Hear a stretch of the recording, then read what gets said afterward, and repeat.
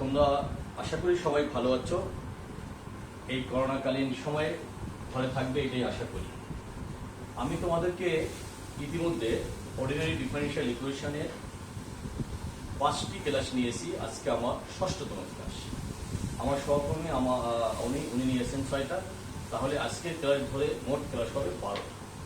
আমি এই গত 5টি ক্লাসে যা পড়িয়েছি আজকে তার থেকে একটু ভিন্ন রকম কিছু তোমাদেরকে দেখাতে যাচ্ছি। এই ভিন্ন রকম কথাটা হচ্ছে যদি ডিফারেনশিয়াল ইকুয়েশনগুলো যদি এই আকৃতির হয় e⁴x * v, আমরা e⁴x আকৃতির হলে আমরা ইতিপূর্বে করেছি x⁴n করেছি, আমরা করেছিলাম sin x cos x। আজকে দুইটার সংমিশ্রণে যদি কোনো থাকে তাহলে আমাদের কি কি করতে হবে। এখন দেখি এই v এর মানগুলো কি কি হতে পারে। v এর মানগুলো x এর কোনো সূচক আকৃতির হতে পারে, v এর মানগুলো sin x অথবা cos x হতে পারে। আমি প্রথম তোমাদের দেখাবো। এখানে আমাদের 3টা নিয়ম আছে এই অঙ্কগুলো করার জন্য। প্রথম নিয়মটা হচ্ছে আমরা v এর মানটা x⁴n যদি থাকে বা x⁴m যদি থাকে, অর্থাৎ x এর কোনো ফাংশন যদি থাকে, সেই ক্ষেত্রে আমাদের কি করণীয় হতে পারে সেই কাজটা তোমাদের সামনে আমি এখন উপস্থাপন করতে যাচ্ছি। এখন দেখো, আমরা এই অঙ্কগুলো করার জন্য 2টা জিনিস বের করতে হবে। একটা হলো আমরা যেটাকে বলেছিলাম কমপ্লিমেন্টারি ফাংশন, আরটা হলো পার্টিকুলার ইন্টিগ্রাল। কমপ্লিমেন্টারি ফাংশনের ক্ষেত্রে প্রতিটি নিয়মের জন্য একই জিনিস। তো প্রথম থেকে শুরু করে গত 5 দিন যে নিয়মটা করেছি সব নিয়ম একই, কিন্তু পার্টিকুলার ইন্টিগ্রালের ক্ষেত্রে দেখা যাচ্ছে এক এক সময় আমি এক এক ধরনের নিয়ম তোমাদের মাঝে উপস্থাপন করেছি। কখনো দেখা গেছে দ্বিপদী বিস্তৃতি সাপেক্ষে, কখনো একটার মান আরেকটা বসিয়ে, কখনো ডি স্কোয়ারের পরিবর্তে -a² বসিয়ে, ইত্যাদি ইত্যাদি বিভিন্ন কাজ করেছি। আজকে আমি করতে যাচ্ছি পার্টিকুলার ইন্টিগ্রাল। যখন আমি করব y(p), তখন 1/function of d আকৃতির যদি থাকে e⁴x, তার সাথে এই x এর সাথে আর যে কোনো একটা কনস্ট্যান্ট টার্ম থাকতে হবে e⁴x, আর এর সাথে আমাদের লিখতে হবে v এর মানটা x এর যে কোনো x⁴m বা যাই থাক না কেন, এখানে সেই ধরনের একটা ফাংশন থাকে। সেই ক্ষেত্রে এই y(p) বের করার পদ্ধতি হচ্ছে এই যে ধ্রুব সংখ্যাটা আছে সেই ধ্রুব সংখ্যাটি কোথায়, এই function of d + a, d এর পরিবর্তে d + a বসাতে হয়, d এর পরিবর্তে e + a বসাতে হয়, আর e⁴x টাকে এই ফাংশনের বাম দিকে নিয়ে আসতে হবে। আর এরপরে যা আছে সেটা অ্যাজ ইট ইজ। এখন আমি যে কাজটি করব এটা আমি ইতিপূর্বে অনেকবার করেছি, এবং তারপর আস্তে আস্তে আস্তে আস্তে আমার এই সমাধানের দিকে এগিয়ে যেতে হবে। তাহলে আমরা কি করলাম, আমরা যখন দেখব e⁴x * v আকৃতির যে ফাংশনগুলো থাকবে সেই ফাংশনগুলোর ক্ষেত্রে যদি v এর মান x⁴m আকৃতির থাকে, তাহলে e এর সাথে যে ধ্রুব সংখ্যাটা আছে বা x এর ভেরিয়েবলের সাথে, সেই ধ্রুব সংখ্যাটিকে আমরা কোথায় নিয়ে আসছি, d এর কাছে নিয়ে আসছি। d এর ওই জায়গায় বসিয়ে দিয়ে আর e⁴x টাকে ওই ফাংশনের বাম দিকে আনতে হবে। তারপর আমার অ্যাজ ইট ইজ নিয়মে যা আছে, অতীতে যা করেছি সেই নিয়মে আস্তে আস্তে আমরা সামনের দিকে এগিয়ে যাব।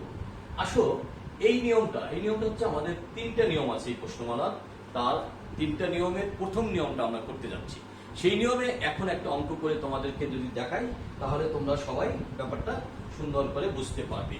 সেই অঙ্কটা হচ্ছে, দেখো আমি একটা অঙ্ক তোমাদের মাঝে উপস্থাপন করতে চাচ্ছি, তোমরা সবাই মনোযোগ সহকারে শুনো। যদি কোনো ফাংশন যদি এভাবে থাকে d² - 9 of y = আমি কত ধরবো একটু ধরে নিই, আমি ধরলাম এখানে আর একটু বাড়াই দিই 2x e⁴3x দিয়ে দিলাম।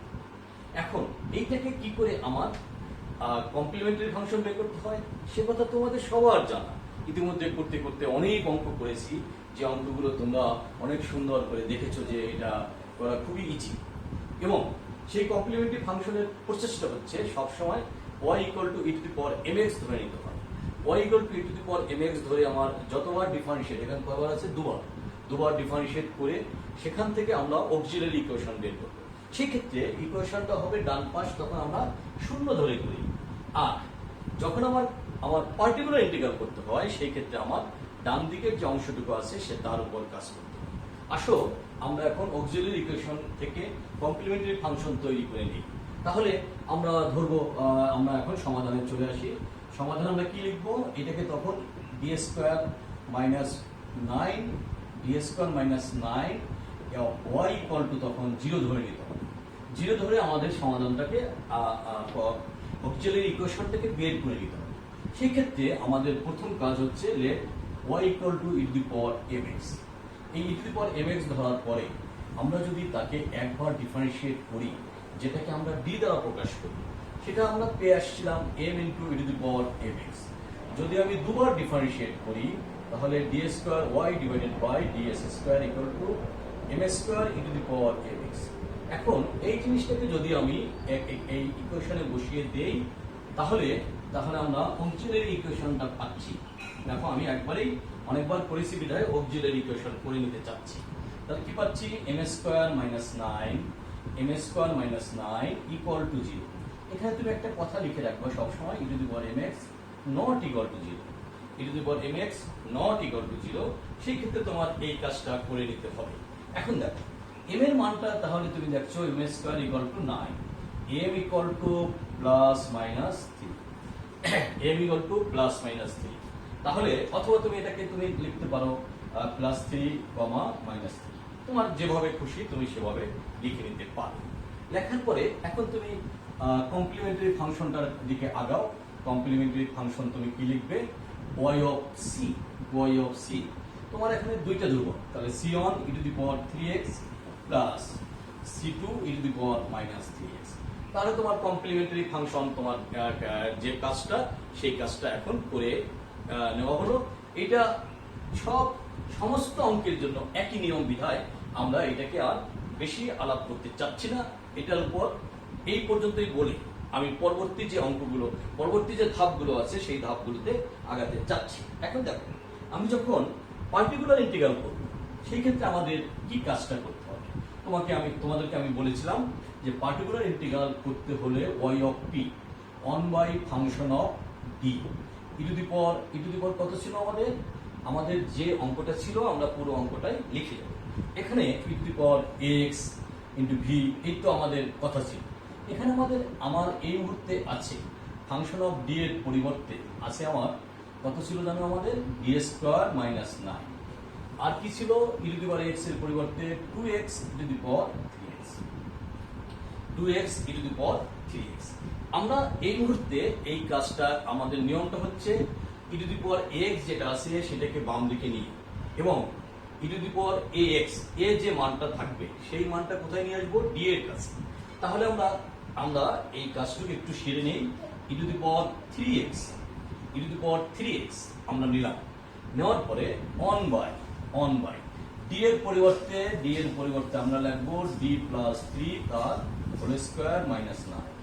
d plus 3 whole square minus 9।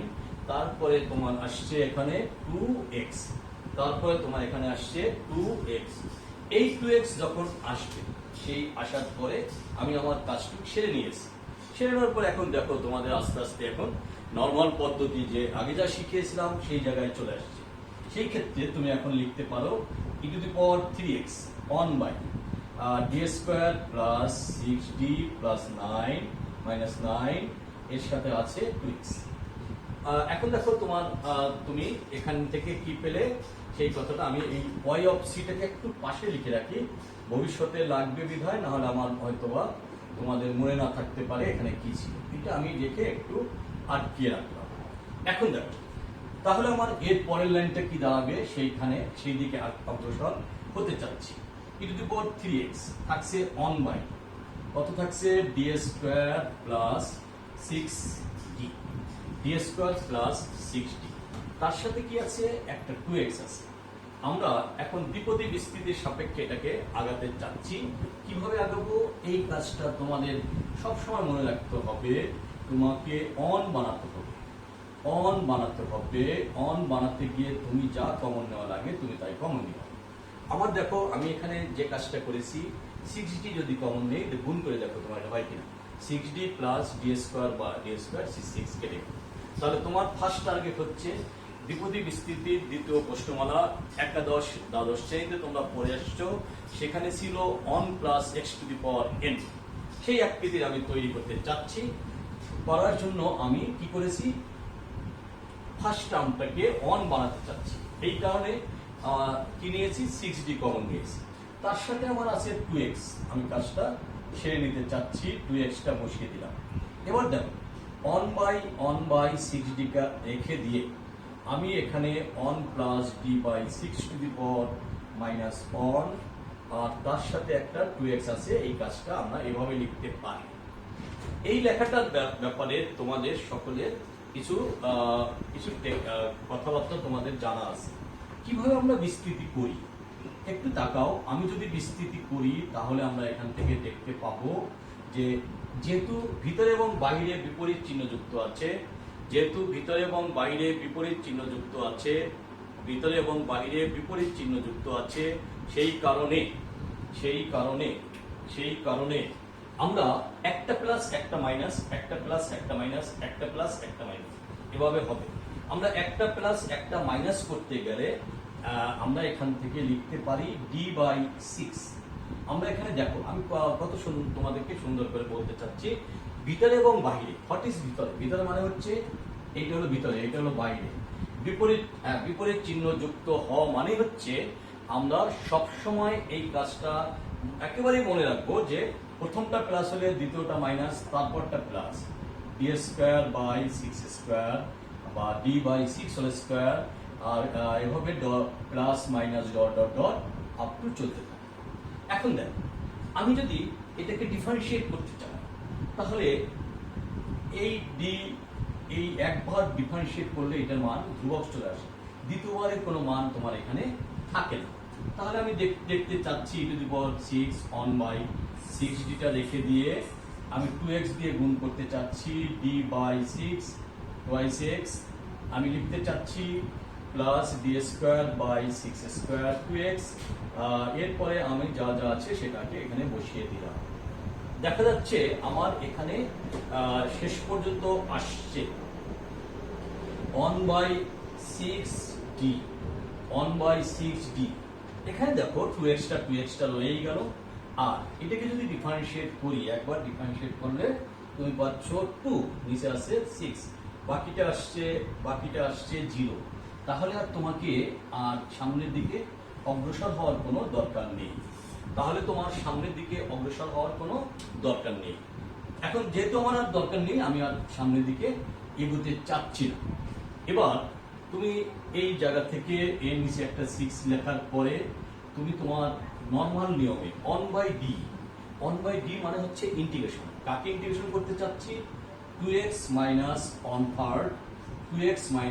1/3, এইটাকে আমি ইন্টিগ্রেশন করতে চাচ্ছি উইথ রেসপেক্ট টু x, তার মানে dx। এখন দেখো, এটা যখন আমি ইন্টিগ্রেশন করব তাহলে তোমার কাজটা কি দাঁড়াবে একটু তাকাও।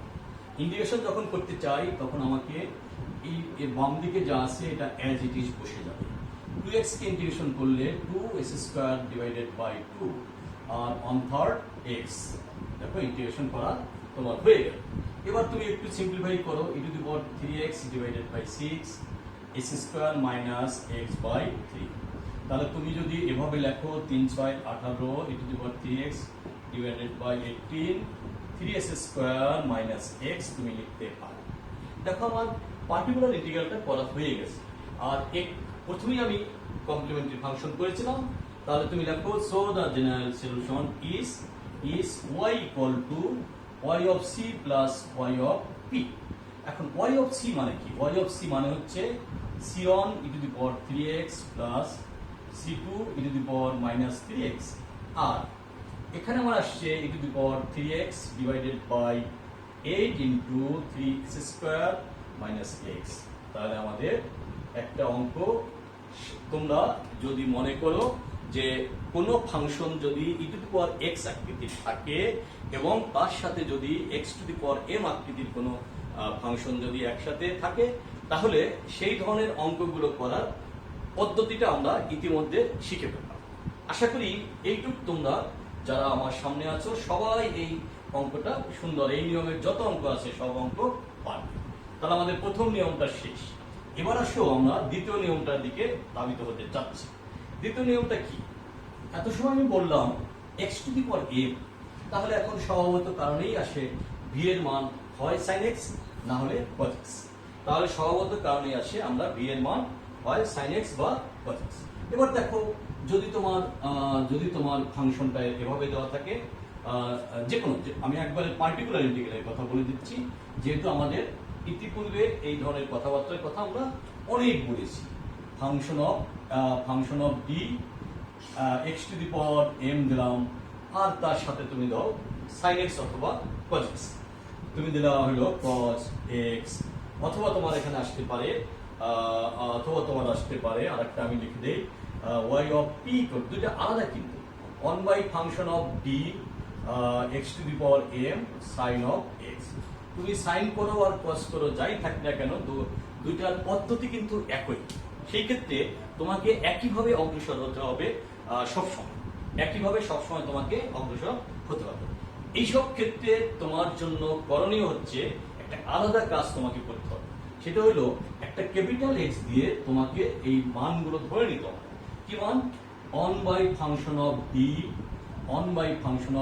X to the power m cos of x, এবং ক্যাপিটাল ওয়াই দ্বারা তুমি ধরবা 1 by function of D x to the power m sine of x. এখন জটিল আকৃতি যদি লেখো এক্স প্লাস আই ওয়াই, তাহলে দেখো 1 by function of D x to the power m cos of a x plus i দিয়ে function of d, সেটা আমি যদি লিখি তাহলে আমার এখানে কি আছে? দেখো i 1 by f of D x to the power m sine of a x. আমি যদি 1 by f of d common নেই, তাহলে 1 বাই এফ অফ ডি, আর আমি কমন নিতে চাচ্ছি এই x to the power m, তাহলে আমার এখানে আসছে cos x plus i sine a x, cos x plus i sine x. cos theta plus i sine theta আমরা জানি ই to the power sine theta, মানে আই সাইন থিটা, যেটা আমরা জেনেছিলাম, সেই কাজটা করে নিতে চাচ্ছি। 1 by function of D x to the power m e to the power i, এখানে কি আছে? এক্স, তাহলে e to the power i x আকৃতি চলে আসবে। এখন এই ক্ষেত্রে আমাদের করণীয় হচ্ছে e to the power i x আকৃতির হলে আমরা কি করেছিলাম একটু আগে? ই টু দি পাওয়ার আই এক্সটাকে বাম দিকে নিয়ে 1 বাই ডি এর পরিবর্তে এই যে ধ্রুব সংখ্যা যেটা আছে সেটা বসাতে হবে। ডি এর পরিবর্তে আমাদের বসাতে হবে D plus i of a. D এর পরিবর্তে কোথায় বসাতে হবে? D plus i of a. D plus i of a এইটা বসিয়ে আর আমার যা আছে সেই কাজটা এখানে সেরে নিতে হবে। X to the power m বা যা আছে তাই বসাবো। বসানোর পরে আস্তে আস্তে আস্তে আস্তে আমরা সামনের দিকে এগোতে থাকবো। এগোনোর পরে একটু আগে যে নিয়মটা করেছি 1 নং সমীকরণে, এখানেও ঠিক একই নিয়ম, একইভাবে একই অঙ্ক করতে হবে। একই নিয়ম, একইভাবে একই অঙ্ক করতে হবে। তোমাকে আর নতুন করে কোনো দিকে আগানো দরকার নেই। তাহলে কি হলো? আমরা আগের প্যাটার্নটাই এখানে চলে আসছে। যেহেতু আগের প্যাটার্নটা চলে আসছে, আমরা এই প্রথম যে নিয়মটা করেছি সেই নিয়মেই আমরা অঙ্কটা করতে যাচ্ছি। আসো একটা উদাহরণ দিয়ে তোমাদেরকে এই অঙ্কটা আমি বুঝিয়ে দিতে চাচ্ছি, নিয়মটা বুঝিয়ে দিতে চাচ্ছি। দেখো তোমাদের একটা উদাহরণ তোমাদের মাঝে আমি উপস্থাপন করতে চাই, তোমরা সবাই একটু তাকাও। আমি একটা উদাহরণ লিখে রেখেছি ডি স্কয়ার, মনে করো আমার যদি এভাবে দেওয়া থাকে d square y divided by d x plus y equal to যদি আমার থাকে প্লাস ওয়াই ইকুয়াল টু যদি থাকে এক্স সাইন অফ এক্স ধরলাম আমি, সাইন অফ এক্স না দিয়ে আমি সাইন এক্স দিলাম, শুধু অনের এর মান আমি অন ধরি, তাহলে আমার তোমাদেরকে সহজে বোঝানো যাবে। দেখো আমি একেবারে সিম্পল একটা অঙ্ক দিয়েছি, সিম্পলের চেয়ে সিম্পল, কারণ তোমাদের নিয়মটা যদি পারো তাহলে তুমি যে কোনো অঙ্ক যে কোনো সময় যে কোনো ভাবে দেওয়া হোক না কেন সেই কাজটা তোমরা সেরে নিতে পারবে। আসো সব অঙ্কের জন্য আমার একই, মানে কমপ্লিমেন্টারি ফাংশন তৈরি করার নিয়ম হচ্ছে তা তুমি লেখো হেয়ার তুমি আগে লিখে নাও d square y divided by d x square plus y equal to 0। আমরা ধরি let Y equal to E to the power m x, be এর রিয়াল সলিউশন ধরতে পারি। যদি আমরা এটা ধরি, ধরার পরে দেখো আমরা কি করেছি, একবার ডিফারেন্সিয়েট করলে m E to the power mx, আমরা যদি দুবার ডিফারেন্সিয়েট করি তাহলে আমরা দেখতে পাচ্ছি m square E to the power mx। এই মানগুলো যদি সমীকরণে বসিয়ে দেই তাহলে তুমি পাচ্ছ m square plus on E to the power mx। এখন আমি এটা একবারে না লিখে, তোমরা যেহেতু অনেকবার করেছো এই কারণে অক্সিলারি ইকুয়েশন লিখে নিতে চাচ্ছি equal to 0। Auxiliary equation equal to 0 কখন e to the power mx not equal to যে ক্ষেত্রে 0, সেই ক্ষেত্রে আমাদের এই কথাটা আসে। আমরা দেখতে পাচ্ছি তাহলে m square plus on equal to 0, m square equal to minus 1। আমরা দেখতে পাচ্ছি m square equal to minus 1, যাকে আমরা কমপ্লেক্স যে রুট আছে i স্কয়ার দ্বারা প্রকাশ করতে পারি। তাহলে দেখো m ইকুয়াল টু তোমার চলে আসছে plus minus i, m equal to plus minus i, m equal to plus minus i। তাহলে আমার সূত্রটা এখানে কি দাঁড়াবে সেই কথাটা একটু তোমাদের দিকে তাকিয়ে রাখছি। এখানে এই সূত্রগুলো যখন আমরা লিখব সেই ক্ষেত্রে তোমাদের সকলের একটা করণীয় আছে, সেই করণীয়টা একটু তাকাও। এখানে দেখো কিছু নাই মানে হলো এখানে 0 আছে, কোনো কিছুর পর 0 মানে হচ্ছে 1। তাহলে আমি একবারে কমপ্লিমেন্টারি ফাংশন লিখে দেই y অফ c কত i, শুধু i আছে, তার মানে এর বাম দিকে একটা 1 আছে। তাহলে c1 cos of x plus c2 sin of x, তাহলে c1 cos of x plus c2 sin of x। এই ক্ষেত্রে এখন আমার কমপ্লিমেন্টারি ফাংশন যদি হয়ে যায় তখন তোমাদের সেকেন্ড ধাপে চলে যেতে হবে পার্টিকুলার ইন্টিগ্রাল। পার্টিকুলার ইন্টিগ্রাল যখন আমি করব তখন দেখো আমরা কিভাবে লিখি, আমরা দেখো একটু লেখাটা একটু তাকাও, y of p on by function of d। এখন on by function of d, d মানে এখানে কি আছে সেটা আমি ডাইরেক্ট লিখে দিচ্ছি। আমার এখানে আছে d স্কয়ার প্লাস 1, আর কি আছে আমি অঙ্কটার মধ্যে আর কি দিয়েছিলাম, শুধু x দিয়েছিলাম আর sin x দিয়েছিলাম, শুধু x দিয়েছিলাম আর sin x দিয়েছিলাম। তোমাদের সকলের এই ব্যাপারটা জানা আছে এবং এই ব্যাপারটা তোমরা সবাই এখন এক এক করে সামনের দিকে আগাতে চাচ্ছি। দেখো আমি তোমাদের বলেছিলাম যে এই ধরনের অঙ্ক আসলে প্রথম x ইকুয়াল টু লিখতে হবে 1 by d square plus 1, 1 by d square plus 1। যে জিনিস থাকবে তার একবার cos x, x cos x। আর কি লিখতে হবে, capital of y equal to লিখতে হবে 1 by d square plus 1 x sin of x। এই দুইটা যখন লেখা হয়ে যাবে তখন তোমাদের কাজ হচ্ছে x প্লাস iy আকৃতি তৈরি করা, x প্লাস iy আকৃতি তৈরি করা। আমি তোমাদের জন্য d square plus 1 into x common নিয়ে cos of x plus i sin of x কথাটা লিখে নিতে চাচ্ছি, cos of x plus i sin of x কথাটা লিখে নিতে চাচ্ছি। তাহলে দেখো এখন তোমাদের এখানে আসছে x e টু দি পাওয়ার 1, মানে এখানে ধ্রুবক আছে 1, তো 1x i, তাহলে কি হবে e to the power i x, e to the power i on x, তাহলে on x মানে e to the power x।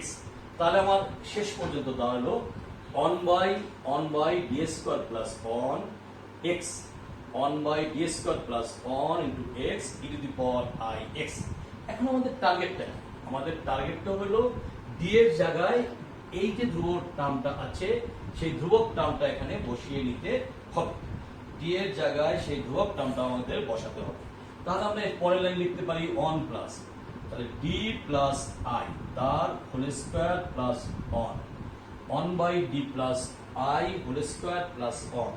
আর কি করতে হবে, e এর ফাংশন যেটা থাকবে এটাকে বাম দিকে নিতে হবে, e এর ফাংশনটাকে বাম দিকে নিতে হবে। e এর ফাংশনটা বাম দিকে নেওয়ার পরে আর আমার কি আছে এখানে x আছে। দেখো এই লাইনটি হলো আমাদের এই সকলের একটু সুন্দর করে তাকিয়ে দেখা, কারণ এইটা যদি এদিক ওদিক হয়ে যায় তাহলে আর তুমি তোমার অঙ্ক করতে পারবে। দেখো এর পরের লাইনটা আমার আসছে e to the power i x 1 by d square plus 2di plus i square plus 1 into x। এখন দেখো এইটুক যখন হয়ে গেল তখন আমাদের এর পরের স্টেপে আমরা একটু যাই। e টু দি পাওয়ার, আমি একটু বাম দিক থেকে লিখি তোমাদের জন্য সুবিধা হবে, e to the power i x one by দেখো ডি স্কোয়ার প্লাস 2di আর আই স্কোয়ারের মান হচ্ছে -1 প্লাস 1 আর আছে x। তাহলে শেষ পর্যন্ত গিয়ে তোমার দাঁড়াচ্ছে e⁻ix on by D square plus 2di of x। শেষ পর্যন্ত গিয়ে তোমাদের দাঁড়াচ্ছে e⁻ix on by D square plus 2di। দেখো একই কথা আমরা বারবার বলি, সবসময় ফার্স্ট টার্মটা অন বানাতে হবে, সেই কারণে আমাদের আবারও কমন নেওয়ার একটা প্রসঙ্গে চলে আসছি। দেখো তো এখানে 2di যদি কমন নেই, অন প্লাস d/2i হয় কিনা, d/2i হয় কিনা একটু তাকাও, তোমাদের ব্যাপারটা হচ্ছে কিনা। দেখো তো সবাই একটু ভালো করে লক্ষ্য করো যে আমার কমন নেওয়াটা ঠিক আছে কিনা। কি করেছি, 2di কমন নিয়েছি। 2di কমন নিলে দেখো আমি আবার একটু গুণ করে দেখি, এর সাথে এটা গুণ করলে 2di, এর সাথে এটা গুণ করলে d square 2d square i আর নিচে i কেটে গেল, 2 কেটে গেল। তাহলে আমাদের কথাটা হয়ে গেল। আমাদের কথাটা যখন হয়ে যাবে তখন তোমাদের কাজ হচ্ছে e⁻ix অন বাই 2di থেকে গেল, এবার on plus d/2i two the power -1x। একটু আগেও এই ধরনের একটা দ্বিপদী বিস্তৃতির অঙ্ক আমরা করেছি। সেখানে দেখো আমরা বলেছিলাম ভিতরে এবং বাইরে যদি একই চিহ্নযুক্ত হয়, তাহলে আমরা বলেছিলাম একটা প্লাস একটা মাইনাস, তাহলে d/2i এর স্কয়ার, তাহলে এটা স্কয়ার, এইভাবে আমরা plus minus dot dot dot ইত্যাদি দিকে অগ্রসর হতে থাকবো। এখন দেখো এখানে শুধুমাত্র x আছে, তাহলে আমরা একবার ডিফারেন্সিয়েট করলেই এই কাজটা হয়ে যাচ্ছে, তাহলে আমাদের আর সামনের দিকে অগ্রসর হওয়া লাগে না। e⁻ix into on by 2di। এবার দেখো প্রথম হলো x, d অফ x মানে কি হাফ, তাহলে হাফ। আর আমার কিচ্ছু থাকলো না, আমার এখানে x minus on by 2i এটা থেকে যাচ্ছে। এখন দেখো e⁻ix এটাকে আমি একটু কাজ করতে চাচ্ছি। অন বাই ডি মানে হচ্ছে ইন্টিগ্রেশন, আমাদের ইন্টিগ্রেশন, আমরা এই কাজটুকু সেরে নিতে চাচ্ছি। দেখো তো বাবারা তোমরা একটু e⁻ix, তাহলে অন বাই 2i থেকে গেল, তাহলে এটাকে আমি integration of x minus on by 2i এর dx এই আকৃতি লিখতে পারি কিনা। যদি তুমি এই আকৃতি লিখতে পারো তাহলে তোমার সমাধান করা একেবারেই সহজ হয়ে যাবে। এখন দেখো আমি এই আকৃতি যখন লিখলাম তখন তোমাদের জন্য সুখবর হচ্ছে e⁻ix টা থেকে গেল, অন বাই 2i টা থেকে গেল, x² 2 মাইনাস x/2i। দেখো তোমাদের মানটা এরকম দাঁড়াবে x² 2 মাইনাস x/2i। আসো আমরা এখান থেকে কিছু কাজ করে নিতে চাচ্ছি, সেই কাজগুলো তোমাদের সবাই একটু মনোযোগ সহকারে দেখা উচিত। আমি এখন কি করতে চাচ্ছি, আমি এই যে নিচের পোর্শনে যে আইগুলো আছে আমি এইগুলোকে সরিয়ে দিতে চাচ্ছি, কারণ যখন কমপ্লেক্স লেখা হয় তাহলে a প্লাস আইবি আকৃতি, এই আইগুলো সাধারণত নিচে কখনো থাকে না। এই নিচটাকে সরিয়ে নেওয়ার জন্য আমি প্রথমত e⁻ix এটাকে আমরা লিখেছিলাম cos x plus i sin x, এটা তোমরা সবাই জানো, cos x plus i sin x, এটা যেহেতু তোমরা জানো আমি তোমাদেরকে এই জানা জিনিসটাই আবারও জানাতে চাচ্ছি। আর দেখো উপরে যদি i দিয়ে গুণ করি তাহলে নিচে তোমার চলে আসে i², তার মানে একটা মাইনাস, তাহলে তুমি এখানে একটা লেখো -1/2, তাহলে কি থাকলো, এখানে একটা থাকছে i/2 cos x plus i sin x, এই কথাটা তুমি লিখে নিতে পারো। আর দেখো s²/2 মাইনাস, এখানে দেখো উপরে নিচে i দিয়ে গুণ করতে চাচ্ছি, তাহলে মাইনাস হয়েছে প্লাস xi/2 তুমি কথাটা লিখতে পারো। উপরে নিচে যদি তুমি i দিয়ে গুণ করো তাহলে xi/2 কথাটা লিখে নিতে পারো। এবার তুমি এই জায়গা থেকে বাস্তব এবং কাল্পনিক অংশগুলোকে আলাদা করার জন্য প্রথমত তোমাকে গুণ করে নিতে হবে। বাস্তব এবং কাল্পনিক অংশ আলাদা করার জন্য তোমাকে গুণ করে নিতে হবে। তাহলে এইটার সাথে এইটার গুণ, এইটার সাথে এইটার গুণ। এখন দেখো -i/2টাকে আমি প্রথম রেখে দিলাম তোমাদের সুবিধা মধ্যে, তাহলে তুমি পাচ্ছ x²/2 cos of x, তুমি পাচ্ছ plus i x²/2 sin of x, তুমি পাচ্ছ xi/2 cos of x, তুমি পাচ্ছ i²² মাইনাস 1, তাহলে মাইনাস x/2 তাহলে sin of x। তুমি এই ধরনের একটা টার্ম তুমি এখান থেকে পেয়ে যাচ্ছ। এই টার্মটাকে তুমি একবারে সিম্পলিফাই করার জন্য আমি i/2 দ্বারা সবকিছুকে গুণ করে দিতে চাচ্ছি। i/2 দ্বারা যদি গুণ করি তাহলে আমি এখানে পাচ্ছি minus i/4 s² cos of x, minus মানে হচ্ছে প্লাস i গুণ i² তাহলে s²/4 sin of x। এটার সাথে যদি এটা গুণ করি মাইনাস, তাহলে পাইলাম মাইনাস কি পাইলাম মাইনাস i² তাহলে plus x/4 cos of x minus xi divided by minus হচ্ছে প্লাস হবে divided by 4 sin of x। এই ধরনের একটা অঙ্কের মধ্যে দেখো কিছু অংশ থাকবে ধ্রুবকবিহীন, কিছু অংশ থাকবে ধ্রুবক সহ।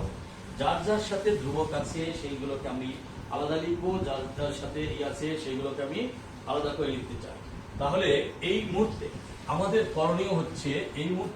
করণীয় হচ্ছে যার যার সাথে কনস্ট্যান্ট টার্মটা আছে সেইগুলোকে এক জায়গায় লেখা, বাকিগুলোকে এক জায়গায় লেখা। দেখো তোমার এই দুইটার মধ্যে কনস্ট্যান্ট টার্ম আর বাকি দুইটার মধ্যে আই সমন্বিত। দেখো একটু তোমরা x/4 sin x minus s²/4 cos of x এর সাথে i আর এখানে পেলে s²/4 sin x plus x/4 cos of x। তোমার এখানে দেখা যাচ্ছে কিছু অংশ আছে বাস্তব, কিছু আছে কাল্পনিক মূল সমন্বিত। এখন তোমাকে বাস্তব এবং কাল্পনিক অংশ সমীকৃত করে পাই, এই কথাটা বলতে হবে। বাস্তব এবং কাল্পনিক অংশ সমীকৃত করে পাই, তাহলে বাস্তব দেখো এটা কোথা থেকে পেয়েছিলাম, বাস্তব ও কাল্পনিক অংশ সমীকৃত করে পাই। যদি তুমি এই কাজটা করো তাহলে তুমি দেখতে পাচ্ছ এইটা হলো কার মান, ওয়াই মান, আর বাকিটা হচ্ছে এক্স এর মান। তাহলে তুমি এখানে লিখতে পারো ওয়াই ইকুয়াল টু, তুমি তোমার তখন লিখতে পারো Y equal two minus s²/4 টাকে আগে লিখি cos x plus x/4 sin x। এই কথাটা তুমি এখান থেকে লিখে নিতে পারো। কেন? আমার টার্গেট হচ্ছে ওয়াই মানটা বের করা, আমি সেই ওয়াই মানটা করে নিতে চাচ্ছি। এখন তোমার অঙ্কের মধ্যে ছিল, দেখো তুমি তোমার অঙ্কের মধ্যে 1/d² প্লাস 1/d² প্লাস 1 কি ছিল, x sin x, 1/d² plus 1 x sin x। তাহলে আমরা কি পাচ্ছি, এটার মান আমরা পেলাম minus s²/4 cos of x plus x/4 sin of x।